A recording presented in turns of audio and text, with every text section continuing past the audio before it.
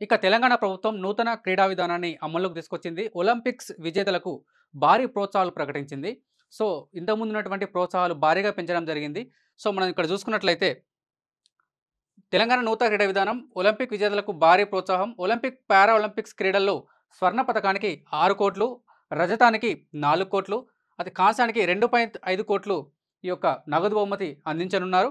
విశ్వ క్రీడల్లో పాల్గొన్న క్రీడాకారులకు అంటే ప్రపంచవ్యాప్తంగా జరుగుతున్నటువంటి క్రీడలలో పాల్గొన్నటువంటి ఈ యొక్క క్రీడాకారులకి 15,00,000 రూపాయల నగదు బహుమతి ఇవ్వనున్నారు.